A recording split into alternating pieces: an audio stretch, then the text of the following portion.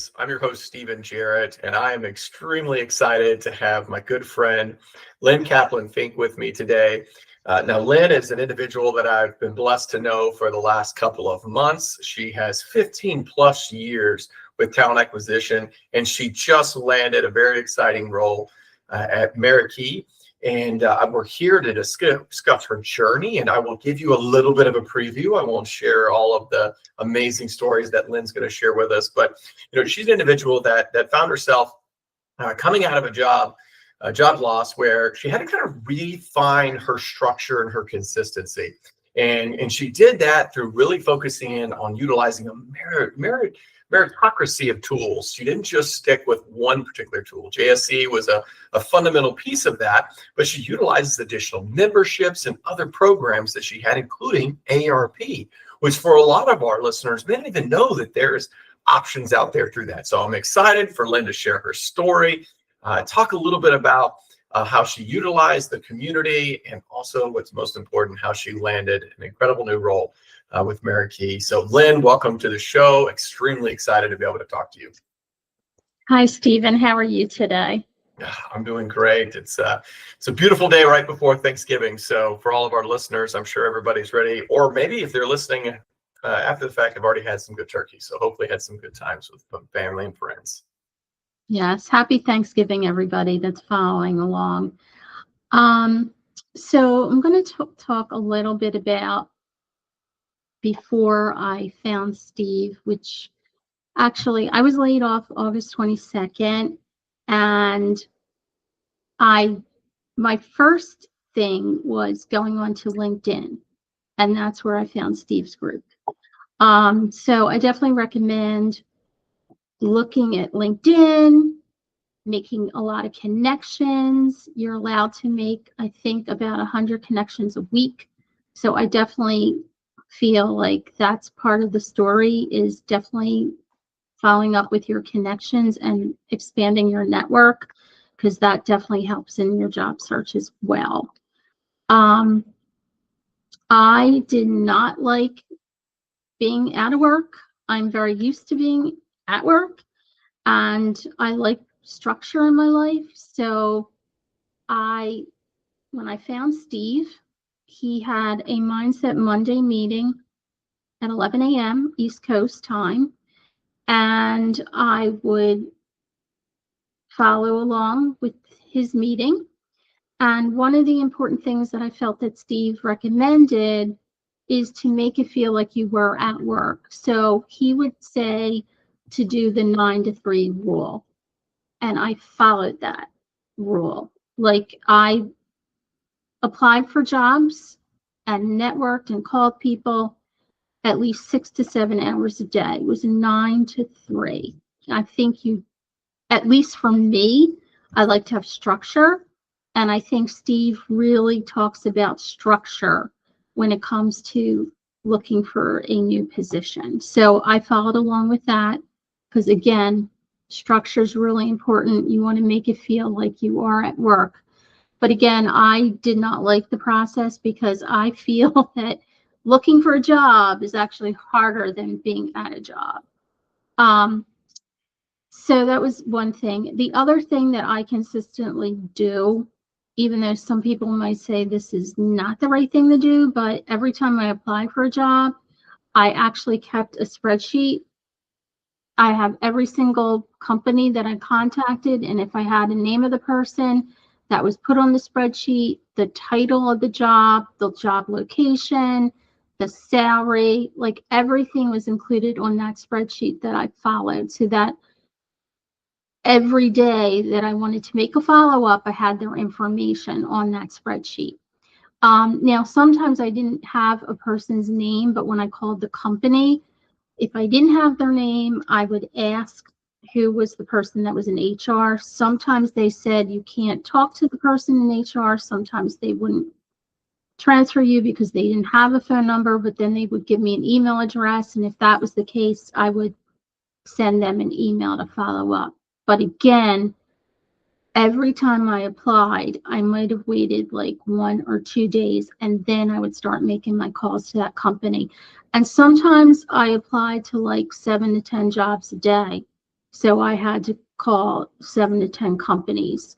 So I pretty much started interviewing almost right away with that practice. Even though it might not have worked and it might not have been the right job, I still was able to connect. Now, again, the other thing that I do, because I'm very persistent, is even though I might have called once, I called companies up to 4 times. I left a message. If I was able to leave a message, I left a message, and I would call up to 4 times to try to talk to that person. And that's in HR. So you ask for the recruiter or the HR director, but somebody in HR. And sometimes on the 4th try, I got a phone call back. But I had to be persistent in doing this process. Sometimes I was surprised and I got an email back that somebody wanted to, set up something. But for me, I learned how to call people very early on. I'm not afraid to pick up the phone. So that's why for me personally, it's very easy for me to make a phone call and talk to people on the phone. And I guess that aligns with how my job is as a recruiter, because I'm very social and very outgoing. I'm not an introvert. I'm very extroverted. Yeah. So Steve, you can cut me in or say something else to let me focus on whatever else you want me to talk about today. No, I think that's an excellent introduction, and where I'll go with this is I'll say there's a couple things, and everybody who knows me knows I love everything in threes. And one of the things that I enjoy about Lynn is she does adhere to that. That structure of life is a big piece for her. So for all the job seekers out there who they know that feeling, and what Lynn is describing is the way that I call it the Ricky Bobby moment. And that is where you've been let go from your position. Maybe even you chose to walk away. You took a severance, whatever the case might have been. And you wake up that next moment and you start to realize how structured your life was because of work, right? It becomes the idea of, the I don't know what to do with my hands, which is because you don't have anyone to call. There's no conference calls. There's no emails. There's no deadlines. There's nothing to say that you have to do something within the next 30 minutes to an hour. There's no car to get into to drive to the office. So when that happens, most of us feel this emptiness. And so what that means for us is that's where the 9 to 3 rule was incorporated and built into the program. It's actually designed so that you lean into your strengths. So that's first and foremost was the structure you're talking about. Second thing that I think you said that was so important is your level of tenacity. I think that the relentlessness that you pushed is something that every job seeker can understand. Now, that does not mean, and Lynn, you said this so well, you're great at making those phone calls. I think that's awesome.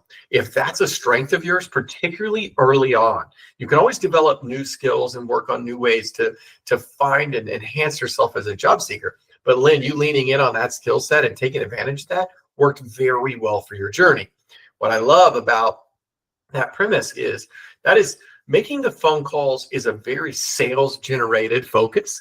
And because Lynn, you have that great background of understanding not just how to recognize talent, but attract that talent into other companies, which is very sales oriented, you use that strength to your advantage. Third thing that I heard in that I think is really exceptional is you really rounded out and understood what it meant for you to utilize different aspects of different tools. You talked about Mindset Monday, and that reset you and got you kind of rolling for the week. You talked about 9 to 3, which kept you consistent daily. And then the last piece of the tenacity, which allowed you that even though when there was rejections, even though 3 phone calls might go by, you really did a good job of those 3 pillars. And I think that's really setting the tone for the rest of our conversation, because there were several moments that I know that you shared with me and in different conversations that we've had that were defining moments. But instead of me articulating those, why don't you give me one of the what you would say is the most defining moment inside of your search in the last couple of months, and maybe and then we'll expand upon that from there. So give me one. What was the one thing that you say really stood out to you? Yeah, in the beginning, when I was first applying, and I wasn't initially I didn't hear anything. And I think it does take at least 2 to 3 weeks to build up some type of momentum of your search going. But in the beginning, I had applied to this company called Jacent, which I really don't even know what they do at this point, but I did apply there. And I called her, I think her name was Valerie, from what I can remember. But I called again 4 times, and Valerie and I never spoke on the phone. However, she sent me a very, very kind rejection letter. It wasn't like a standard rejection letter. In her letter, I felt it was very crafted to me. And she basically said, I see that you're talent acquisition, and, even though I don't have anything right now, I'm going to hold on to your information for the future. And again, it was not like your typical rejection, we're moving forward with another candidate or whatever the case may be. She basically, I felt, crafted that letter to me personally. So that to me was a good, even though it was a rejection, it was a good rejection that made me keep going. There's something that has to, and every day, if there's something about your day that keeps you going, or that week, that's something that you can at least have a positive outset on it at the end of the week on a Friday. Oh, it's a perfect segue. It's like, I mean, it's the idea of tracking those wins, right? That's something we say in the community. We always talk about, you want to track the 3 wins, and we post those on every Friday. But the idea behind that is every day there's, especially when it comes to being a job seeker, right? There's really only one goal, and that's to land one job. Right. And so you have to get out of that mindset of thinking you're going to get 12 jobs. You're not going to get 12 jobs. You're going to get 1. Right. So that means you got to be rejected by a lot of people. And I will give a lot of credit to the adjacent recruiter, that amazing extra step. And whether that was because of you, Lynn, and the way you created that value connection with her, or it is just simply because she wanted to go the extra mile and make sure that anyone that she was rejected, either way, it's incredible. And so if there are any recruiters out there, that you have no idea what that means to a job seeker. And obviously it was a huge motivator for you, Lynn. And I can tell you from now helping hundreds of individuals this past year, it means a tremendous amount to everybody when there's a much more human connection that happens afterward. Now, with that being said, though, I think that leads into you utilizing some different tools, right? And you really leaned in. We talked about Mindset Monday. We talked about the 9 to 3 rule, and those are awesome, and I love those, and they're super fun. We talked about your ability to be that natural caller mentality. You just pick up the phone, and that almost that sales style of relentlessness, that tenacity. Mm-hmm. But you also utilized a couple other tools. So why don't you mention a little bit about ARP? Because I think this is an incredible resource that maybe a lot of job seekers may not even know that exists. Right. I can talk about that. So I am a member, and I don't know how I found the information that they had a job seeker network or something that you could join. And I think they gave you a couple of choices. And the one that I picked was I wanted to have a steady meeting with them every Tuesday. So it was only really for a month, every Tuesday for like a month at 4:00 that you would meet. There were 2 people there, Lyndon, I forget her last name, and William Craig. And I was assigned to William as my career counselor. And what really helped me with William was he actually rewrote my resume using action verbs. So I had already recrafted my resume to show, like, some metrics in there, but he was able to recraft it to have action verbs. Like, instead of recruit, it would have been recruited. He just, added action verbs. And I think that to me helped see or put into words, what I actually did on each of my jobs. So that helped. And the other thing is that I believe, well, I have different theories on this anyway, but I feel like with mental health, that is so important in our country. A lot of people, there's still some stigmas, but I want to alleviate the fact that I didn't want to put a burden on my friends. I didn't want to always have to talk about how I was feeling to my friends, because I was not in a good place. Let me tell you, I was not in a good place. So I actually have a therapist, and I would talk to her during this time period. I talked to her like every 2 weeks. I went over the interviews with her. I talked about, rejections, and we kept saying, just keep going, keep going, keep going. That was always in my mind anyway, but she, clarified it to me. I heard it on her side, not just on my own in my head. So it really helped. So I always think therapy is great. Again, I didn't want to burden any of my friends with how I felt. And some friends, which I didn't really appreciate, was like, well, you're a different person. Yeah, I am different. I'm not really happy. I'm not working, but I wasn't going to verbalize that. And I just went like, what are you going to do? So I just used my therapist for as much as I could and talked about it with her, because she was the one. I'm paying for her to listen to me anyway. So it was a great thing for me to have. And I think if you need that and want to talk to somebody, that is like the best thing that you can do for yourself too, because you need to have your mental health going in this period, because it is not easy. It is very difficult. And if you're not self-motivated, and I am self-motivated, but if you're not, you definitely need somebody to help you and pick you up at those points in time when you need it. Yeah, and I think what's neat there again, you utilize so many different resources. You were in the community, you were active in the community, you talked in the community, you met people through the community, you activated a new community through AARP, you sought advice on your resume, you then sought out your therapist and utilized your therapist to help you cope with, let's call it what it is. It's brutal. Oh, yeah. Being told no is not natural, even for someone like yourself who had incredible success with sales. You did door-to-door sales with Comcast, right? Well, no, I didn't do the door-to-door. I hired people. You hired the teams to do that. But that was difficult, because Yeah. door-to-door is not an easy thing to recruit for, let me tell you.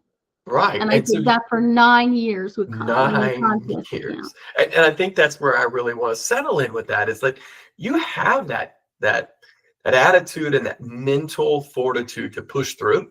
And so for everyone listening, I understand that if you've never been in sales, if you've never had the consistency of rejection, this is going to feel hard for you. And it's going to be mentally challenging. But if I can lean this on your hearts, and for you to understand this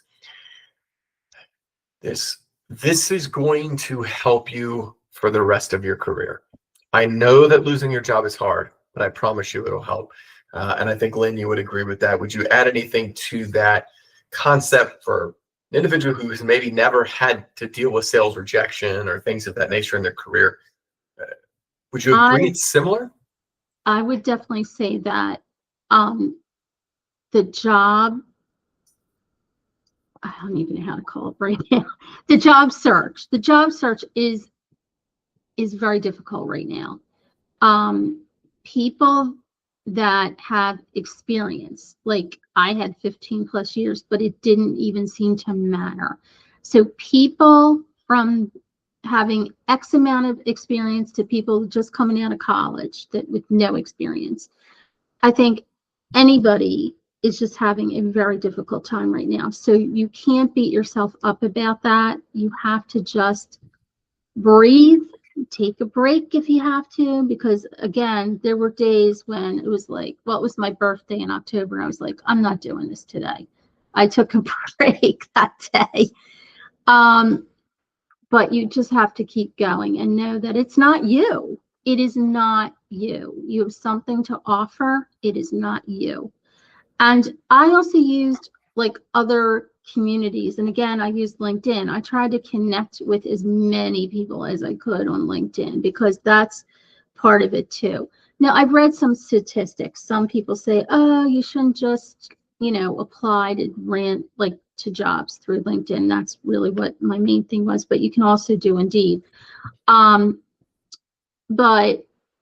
some people say, oh, that's not great. But then I saw another statistic where more than half of people find it with no connection or no networking. Again, networking should help. But I did try to network with 2 people at Burlington. I used to work for somebody at Burlington. She referred me to 2 people at Burlington, and they never got back to me. And that was a connection. So it doesn't mean that, and I was using my connections, but that didn't mean that they were going to talk to me either. So you have to do networking plus apply randomly as well. And again, after I did meet with people through an interview, whether it was in person or virtual or a phone call, I always send a thank you note. Always send a thank you note, because even though they might not hire you right now, maybe something down the road, if they remember you and they liked you, and maybe you were the second pick, not the first, that's somebody you can always get in touch with down the road or in the future. I think that's important too. Oh, that goes right back to that value creation, right? You just never know who you're going to meet and what value they're going to bring, not just to your life, but then what you can bring to their life. And I know we're running through currently. I know you've seen it, you've posted, you've talked about it, but we're really doing our gratitude series around networking right now, right? And how important it is during this time of the year to lean into that gratitude. And that means you're reaching out right now thanking individuals. So if you're a job seeker listening, and I know this is going to be released in the next few weeks, so it'll be around that Christmas holiday season, that is still the perfect time to thank those individuals who in the last couple of years has really leaned into you, who've talked about how just impactful maybe they've been. And you're like, tell them what they did for you. Reach out to that the old recruiter that maybe hired you in the first start of your career, whatever it might be, and tell them what it meant that to have the jump start, to have the relationship to grow. And I think that's a good way for us to actually segue into a part where these relationships do matter. And they matter because the truth of the matter is you dealt with some age bias in this process, right? Mm-hmm. And Well, you I had thought so. Yeah. And everyone knows that look, everyone has biases. I'd love to say that we don't. That would be amazing if none of us did. But in reality, and then we all have to fight against those biases. But with that being said, we talked about this early on when we first met about the age biases and perceptions. Now, tell me and everyone listening, how did you navigate that mentally and prepare to be able to push through that and find this right role? Well, I remember one specific conversation, and I can tell that, we did talk about this. I could tell through the conversation, even though she didn't know how old I was, I guess by the fact that I did 15 years plus, there was a bias. And I could tell through the conversation that she was not going to go further with me. I just had a really gut feeling about that. But again, if that person is going to be like that, or whatever reason they don't want to select you, you just have to accept that and move on, because there's plenty of other fish in the sea and plenty of other opportunities out there. And again, somebody had told me, when you get a no, just say to yourself, that means next opportunity. N-O, next opportunity. So that's kind of what I thought in my head, just to keep going. And again, if somebody doesn't want to hire me because they don't want to work with somebody in my age group, then they're actually missing out on a whole group of people that could really help in that company. So it's their loss, not me. I love that so much. I think I'm gonna steal that the next opportunity. That you might see that on a post in the next few weeks. Maybe I'll store that one for the new year. Maybe I'll save it. But that's definitely getting stolen. That's a good one. Oh, and one other thing, Steve, I do want to point out is some people say, "Oh yeah, it's the holidays, I'm going to take a break." No, this is actually a great time to keep applying for a job because recruiters never stop doing their work. They are always recruiting. There's always going to be jobs. You don't have to wait till January. You should be on it even through Christmas. The only day people usually are, I shouldn't say that because some people do take vacation, but you definitely want to keep on it and keep the grind going through the holiday. No, I'll share statistics around that. So 87% of all recruiters work up to Christmas Day. 47% of all recruiters say that they found their January and February individuals through the holiday season. So if you're out there in a job seeker and you haven't taken action, or maybe you were just laid off. I mean, 13,000 Verizon folks just got laid off, right? If you're one of those individuals and you're saying, you know what, I'll get started after the holidays. If you need a mental break, get your mental break. I am not telling you to rush that process. If you've got severance and you're like, I want to take a month or two, then take your month or two. But if you're like Lynn, or you do want to just get right back after it in January and February, you do want to start the process now. It's one of those circumstances where you don't know what you don't know. And until you kind of get into the rhythm of job seeking and how networking feels and how you tell your story and how you navigate your resume as a piece of marketing material, all of those things, you kind of have to go through it.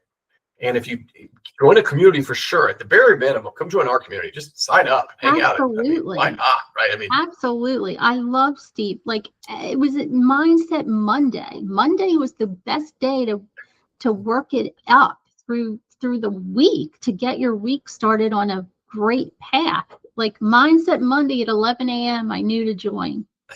That's so awesome. I love that, Lynn. And I can honestly say you were always a pleasure to have on there. The Q&A was always fun at the end. So, but I know we're running out of time, and I want to be respectful of your time, and I want to be respectful of all of our listeners' times. But there's one more thing that if we don't cover this, it's a total miss. It's the number one question that I always get told out of all of our polls that we have to keep asking. Okay. So, for someone who's feeling lost right now, yes, what's the number one piece of advice that you would want to give them? Oh my God. The number one piece of advice? Mm-hmm. Okay. My number one piece of advice is just keep going, be persistent, persevere. Every day, you never know what's going to turn about. You could start out bad on a Monday and keep applying. Let's say you applied to 10 jobs, and then all of a sudden you get an email. Oh, I want to meet with you tomorrow or this week. Like, you just don't know what's going to happen to change your life. So you just have to be open to the possibility that the universe is going to open up for you that possibility. I love that. And I think, whether or not you're a part of Mindset Monday, whether you're in the community and you're a part of even the Mindset group, or you just want to be a part of announcements and victories and wins, and no matter what group you really fall into, the number one thing that I'll say is that it's that persistence towards getting 1% better every day. Job seekers continually amaze me at how they can take 8, 5, 10, 15 rejections, wake up the next morning and put forth the same level of effort. I think the current job market rewards that persistence through understanding and working directly through their systems and their processes. It's all about structure. I think, Lynn, you are 100% example of that. So as I wrap this up, Lynn, I want to speak directly to you. Obviously, all of our listeners can hear this too, but Lynn, your resilience, your structure, your heart,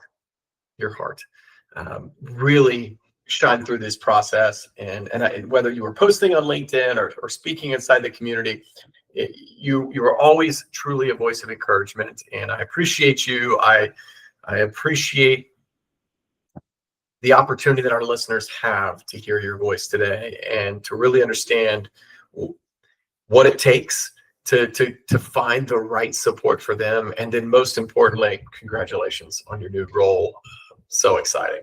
Thank you. And again, when I'm dealing with candidates, I'm there to help them get the job, and I'm always been a cheerleader for candidates.